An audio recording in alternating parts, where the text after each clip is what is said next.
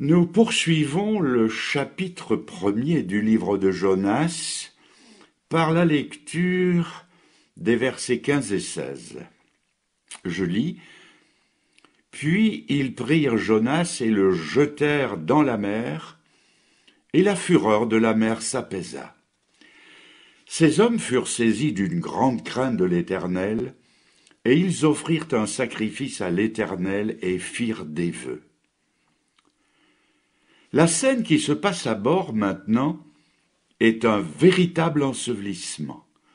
Ces hommes s'approchent de Jonas, déjà voué à la mort. Ils se saisissent de lui avec ménagement, mais avec fermeté, et ils le jettent à la mer. Il est donc bien vrai que le péché est inséparable de la mort. Chaque page de la Bible nous le dit. Le salaire du péché, c'est la mort. Il faut le rejeter de nos vies ou mourir avec lui. Nous usons de cruauté envers nous-mêmes lorsque nous donnons au péché une place que Dieu seul devrait occuper. Et nous armons contre nous le bras de sa justice. Nous l'avons dit, nous l'avons redit. Pour Jonas, il n'y avait pas d'autre solution que de le jeter à la mer. Encore une fois ce soir, à la mer Jonas. À la mer ce qu'il représente dans sa désobéissance, à la mer l'orgueil, à la mer l'avarice, à la mer les rivalités, les fichus caractères, les rancunes, à la mer toutes les œuvres de la chair mentionnées dans le chapitre 5 de l'Épître aux Galates. Et alors, l'orage soulevé dans les consciences s'apaisera. Mais de grâce, chers amis, ne faisons pas la besogne à demi. Il ne suffit pas de découvrir Jonas. Il ne suffit pas de désapprouver le coupable. Il ne suffit pas de faire des vœux pour qu'il aille à la mer. Non, il faut l'y jeter. Souvenez-vous du sacrificateur Élie. C'était un vrai serviteur de Dieu. Mais ses deux fils, sacrificateurs eux aussi, ne marchaient pas dans les voies de leur père, et même ils outrageaient l'Éternel par leur très mauvaise conduite. Dieu a reproché à Élie de n'avoir fait la besogne qu'à demi. Tu n'as pas repris tes fils. Certes, il les avait désapprouvés verbalement, mais il n'était allé qu'à mi-chemin dans la besogne. Il ne leur a pas interdit l'exercice d'un saint ministère qu'ils outrageaient. Et puis, ce Jonas, avec ce qu'il représente, il ne faut surtout pas le plaindre. Il ne faut pas lui laisser d'attache dans notre cœur, car le péché est comme les mauvaises herbes. Si vous ne les coupez qu'en surface, elles finissent toujours par repousser. Non, c'est de Jonas tout entier qu'il faut se séparer. N'oublions pas que c'est lui, Jonas, qu'il faut jeter à la mer. Et là, je précise, c'est lui, Jonas, et pas un autre. Sans doute y avait-il d'autres transgresseurs à bord. En fait, il y avait autant de pêcheurs qu'il y avait de passagers et de matelots, mais la mort d'aucun autre passager ne pouvait apaiser la mer. C'est Jonas qui doit être jeté à la mer. Par un adroit calcul, nous immolerions volontiers nos inclinations vicieuses les moins rebelles, les secondaires, quoi, avec la perfide pensée d'acheter à ce prix le droit de caresser nos convoitises favorites. Nous ferons volontiers des sacrifices spectaculaires avec l'arrière-pensée de garder notre idole secrète. Oh non! Tous les passagers du bateau ne pouvaient pas remplacer un seul Jonas. Ce n'est pas quelqu'un d'autre que Dieu avait désigné, c'était Jonas. Les seuls sacrifices que Dieu agrée sont ceux qu'il prescrit. Que personne n'offre à Dieu quelque chose qu'il n'a pas désigné. Offrir à Dieu autre chose, c'est une offense de plus. On ne se moque pas de Dieu. Souvenez-vous que dans le cas d'Abraham, c'est Isaac que Dieu avait désigné et non pas Ismaël. Dieu désigne les choses d'une façon précise. Et s'il nous a éclairés sur un point précis, c'est celui-là qu'il faudra traiter en attendant qu'il nous révèle les autres. Sans cela, nulle paix, nul repos, nulle bénédiction dans le service de Dieu. Accomplissons ce qu'il nous demande, et quand nous l'aurons fait, lorsque nous aurons apporté ce Jonas au pied de la croix, restons vigilants. L'apôtre Paul dit: après avoir tout surmonté, tenez ferme, de peur qu'avoir fait ce qui est droit devant le Seigneur, nous ne soyons tentés de faire comme Sédécias, le dernier roi d'Israël, qui a mis très brièvement sa vie en règle avec Dieu, puis s'est repenti du bien qu'il avait fait. On trouve ça dans Jérémie 34, au verset 10 et 11, je lis. Tous les chefs et tout le peuple qui étaient entrés dans ce pacte, afin que chacun renvoie libre son esclave et sa servante, l'hébreu et la femme de l'hébreu, et que personne ne tienne plus dans la servitude le juif son frère, ils obéirent et les renvoyèrent. Mais tout de suite après, ils changèrent d'avis et ils reprirent les esclaves et les servantes qu'ils avaient affranchis et les forcèrent à redevenir esclaves et servantes. John Nelson Darby a un jour dit ceci: à la conversion, nous abandonnons le monde en bloc, puis nous le reprenons par le détail. Le péché, c'est un ennemi redoutable. Nous le portons en nous, nous l'emportons avec nous partout où nous allons. Avant notre conversion, c'était lui qui régnait sur notre vie. Et comme l'apôtre Paul l'a si bien dit, sous l'inspiration du Saint-Esprit, et nous avons tous dit avec lui, je ne fais pas le bien que je veux, je fais même parfois le mal que je ne veux pas. Mais lors de notre conversion à Jésus-Christ, le péché est descendu de son trône, et c'est Jésus que nous avons intronisé comme roi, sauveur et maître. Mais le péché, s'il n'est plus sur le trône, et s'il ne domine plus sur le chrétien, il habite encore en nous, et il essaiera de reprendre son ancienne domination. C'est un ennemi vigilant et actif, qui épie toutes les occasions pour essayer de reconquérir le terrain perdu. Et si par moment, il a l'air de se tenir tranquille, ne vous y fiez pas. C'est qu'il veut obtenir par la ruse ce qu'il n'a pas pu obtenir par la force. Le péché, c'est un Jonas qui ne demeurera pas enseveli dans l'eau. En parlant de sa vieille nature pécheresse, quelqu'un a dit, une parole humoristique que tout le monde connaît, « J'ai essayé de noyer mon vieil homme, mais il savait nager. » Eh bien, cette vieille nature que Jonas représente, elle essaiera toujours de reprendre pied. Et il suffira d'une écoutille, d'un hublot entrouvert pour qu'elle s'y faufile et reprenne sa place. Donc, ne faisons pas le travail à demi, faisons en sorte que ce soit bien ce Jonas-là qu'on jette à la mer, et que l'apportant au Seigneur dans la confession, nous restions vigilants. Au verset 16, la phrase se continue par « Ces hommes furent saisis d'une grande crainte ». Voyez la scène.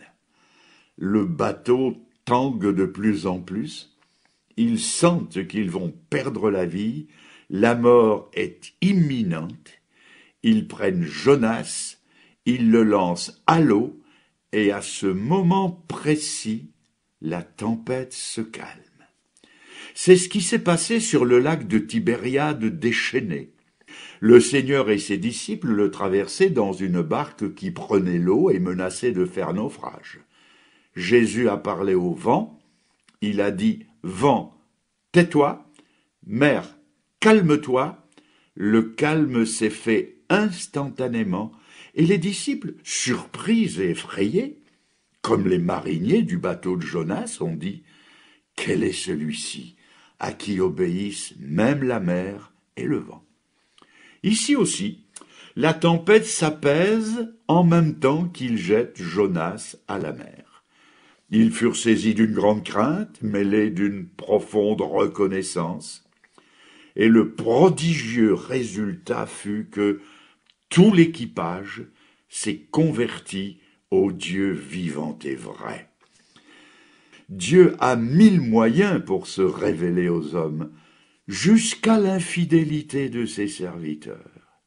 Toujours est-il que l'équipage se tourne vers le Seigneur, et qui sait jusqu'où ces gens de nations différentes iront maintenant porter le nom de l'Éternel, jusqu'où retentira la louange du Dieu de Jonas. Ils rentreront chez eux, et partout où ils iront, ils raconteront cette histoire qu'ils ne peuvent tenir secrète.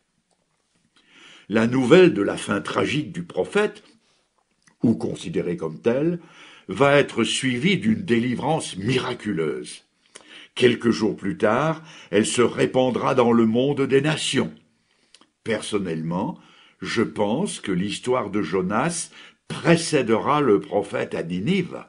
On va en parler partout, la raconter de long en large, et elle sera un élément appréciable dans la préparation des Ninivites à recevoir la parole de Dieu. Ainsi, partout au Proche et au Moyen-Orient, et aujourd'hui chez nous, on admirera le pouvoir et la clémence de Dieu, son nom sera grand sur toute la terre, et ce que Satan avait pensé en mal, lui, le Seigneur, l'a transformé en bien. Autre chose à présent. Nous avons vu que ces hommes furent saisis d'une grande frayeur de l'Éternel. Et maintenant, ils offrent un sacrifice à l'Éternel et font des vœux. Je lis, ils firent des vœux, au verset 16. Ils s'engagent à ne plus reconnaître désormais d'autre Dieu que le vrai Dieu, le Dieu de la Bible, le Dieu des Hébreux. Remarquez que les vœux que l'on fait dans le péril sont souvent l'expression de la crainte et du désir qu'on a d'échapper à une situation dangereuse.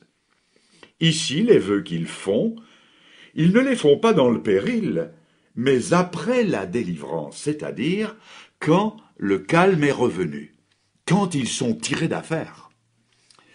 Je crois que les vœux faits à tête reposée et après mûre réflexion sont beaucoup plus sérieux et plus vrais.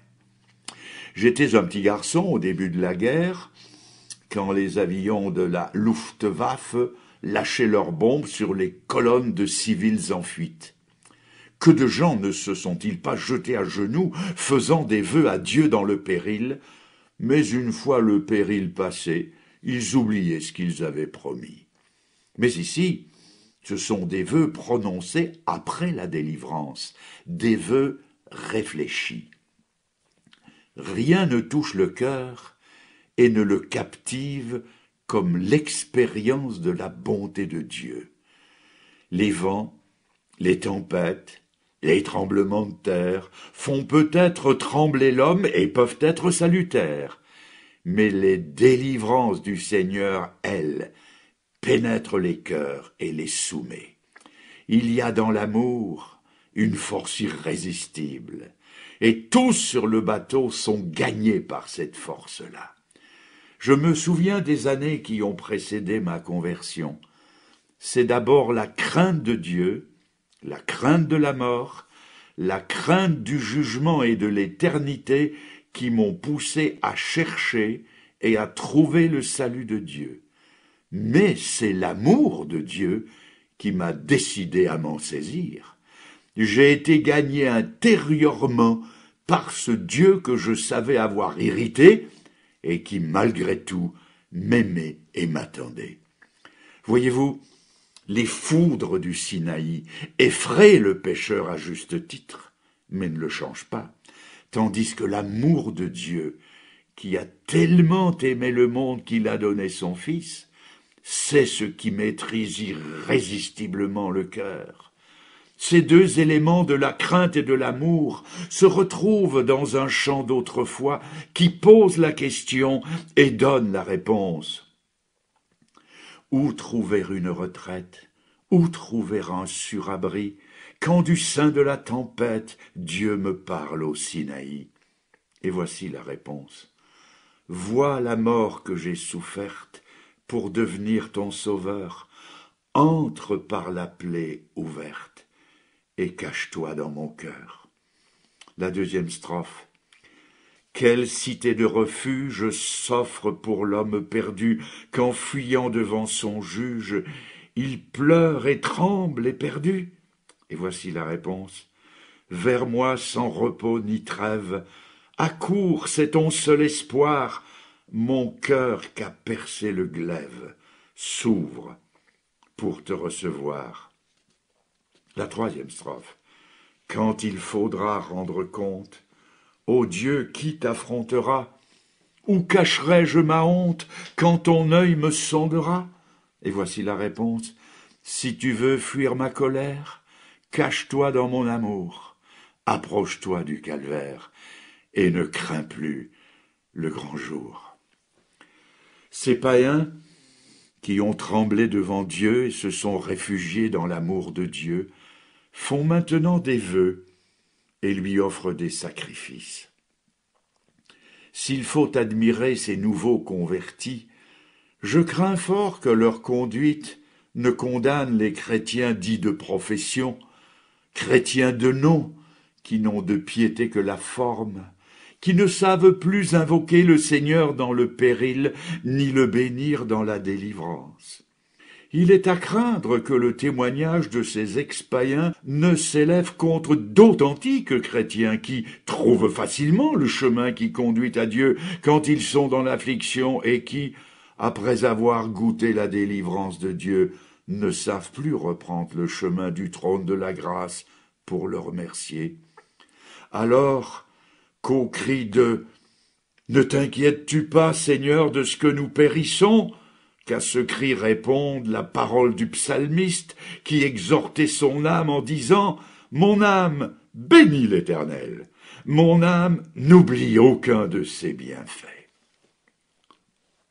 Avez-vous remarqué que si la révélation de Dieu est fort détaillée quant au salut, elle glisse rapidement sur le reste? La fin de l'évangile de Jean nous dit que toutes les bibliothèques du monde ne pourraient contenir les livres qu'on pourrait écrire sur le Seigneur. Dieu aurait pu nous donner des dizaines de livres supplémentaires sur Jésus. Il ne nous en a donné que quatre évangiles. Et des 33 années de la vie de Jésus, nous n'en connaissons guère que 3. Cela veut dire que Dieu voulait que nous soyons attachés au Christ selon l'Esprit et non pas au Christ selon la chair. Et cela est à nos yeux une preuve de plus de l'inspiration des Écritures. Tout ceci pour dire que si la révélation de Dieu est fort détaillée quant au salut, comme je viens de le dire, elle glisse rapidement sur le reste. Le livre de Jonas est un livre, nous l'avons dit redit, un livre moral, symbolique, prophétique. Le caractère de Jonas et la façon dont Dieu s'occupe de lui préfigurent dans ces grandes lignes l'histoire future de la nation d'Israël. Hors de ses frontières, comme Jonas, Israël devient une cause de trouble pour les païens tout en étant un témoignage pour eux. Rejeté, Israël est cependant miraculeusement préservé comme Jonas. Dans la plus profonde détresse, comme Jonas, Israël fera appel au Sauveur, sera délivré et deviendra alors missionnaire parmi les païens. Je clôture donc avec une dernière pensée d'ordre prophétique. Dans ce récit, nous avons 2 saluts. Il y a le salut limité à l'équipage et aux passagers du bateau, puis quelques jours plus tard, viendra le grand salut, la conversion de la métropole assyrienne. Tout cela est à la fois symbolique et prophétique. À la Pentecôte, l'Église est née. Comme les passagers du bateau, Elle est composée de gens de toutes les nations qui sont appelés en Romains 8, 23 les prémices de l'Esprit. C'est l'Église. Ce nouveau peuple a été sauvé par le sacrifice de Jésus-Christ et au travers du rejet momentané d'Israël. Les prémices, c'est une gerbe coupée du champ juste avant la récolte et présentée à Dieu. Ce qui suit les prémices, c'est la récolte du champ tout entier. Ainsi, les prémices sont un avant-goût qui garantit que quelque chose de plus grand va suivre. C'est ce qui s'est passé à la Pentecôte. Quand on a demandé à Pierre quelle était la signification des choses étonnantes qui se passaient, Pierre fit référence au prophète Joël qui avait annoncé de la part de Dieu, je lis, dans Joël 2, versets 28 à 29, « Dans ces jours-là, je répandrai mon esprit sur toute chair. » Mais Pierre ne cite pas Joël exactement. Il y introduit un mot supplémentaire, la préposition « de ». Je répandrai de mon esprit. C'est-à-dire que cette première Pentecôte n'a été qu'une Pentecôte partielle, les prémices d'une autre, plus grande qui la suivra et qui la complétera. C'est ainsi qu'après la conversion des passagers du bateau, il va y avoir celle de Ninive. Le bateau, c'est les prémices. Ninive, c'est la récolte. C'est le monde entier. C'est le millénium, où le monde va se tourner en masse vers Dieu à la prédication de cet autre Jonas qu'est Israël. Israël restauré. Israël englouti pendant 20 siècles, comme Jonas dans la mer des nations. Israël rejeté comme Jonas sur le rivage de son pays d'origine. Israël qui, comme Jonas, refait miraculeusement surface, se tournera vers le Seigneur Jésus, son Messie, en pleurant sur lui comme sur un fils unique, nous dit Zacharie 12, verset 10. Cet Israël-là fournira les missionnaires du royaume de Dieu. Alors, comme pour la grande ville assyrienne, les nations du monde iront se prosterner aux pieds du Messie à Jérusalem. Ils viendront briser leurs idoles anciennes et modernes. Ils exalteront la justice et la clémence du Seigneur. Ils n'aimeront et ils ne serviront plus que lui. Mais en attendant, ce qui va se passer à l'échelle mondiale peut et doit se passer à l'échelle individuelle. Aujourd'hui, ce ne sont pas encore des nations qui se convertissent, mais des individus du sein des nations. Le Seigneur s'adresse à nous individuellement ce soir, et il nous dit de nous repentir, de nous tourner vers le Sauveur, de crier à lui pour être sauvés. Ces païens l'ont fait avec une connaissance minimale de Dieu. Ils se sont tournés vers lui, et Dieu les a entendus. Dieu a exaucé leurs prières. À combien plus forte raison dans la nouvelle alliance, qui est une meilleure alliance, et avec un intercesseur qui s'appelle Jésus-Christ, n'importe quel pécheur, fût-il un brigand cloué sur une croix, s'il lui crie « Seigneur, souviens-toi de moi quand tu viendras dans ton règne », trouvera le plein salut et du même coup l'entrée dans le royaume de Dieu. Le publicain de la parabole qui monte au temple en se frappant la poitrine et qui dit « Seigneur, sois apaisé envers moi qui suis un pécheur ». Cet homme rentre chez lui entièrement justifié, donc entièrement sauvé. Eh bien que Dieu nous donne de découvrir ou de redécouvrir ces simples vérités, et que, comme eux, de nous les approprier personnellement. Et que Dieu nous accompagne ce soir et qu'il nous bénisse. Amen.